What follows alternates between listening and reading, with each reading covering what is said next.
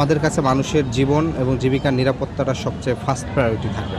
সেই জায়গা থেকে আমরা চেষ্টা করব এই যে ঢাকা শহরে যে বাসা বাড়ি আছে এটার একটা নির্দিষ্ট নীতিমালা থাকবে, যাতে এখানে যারা ভাড়া থাকে তারাও যেন এখানে খুব ইনসিকিউর ফিল না করে।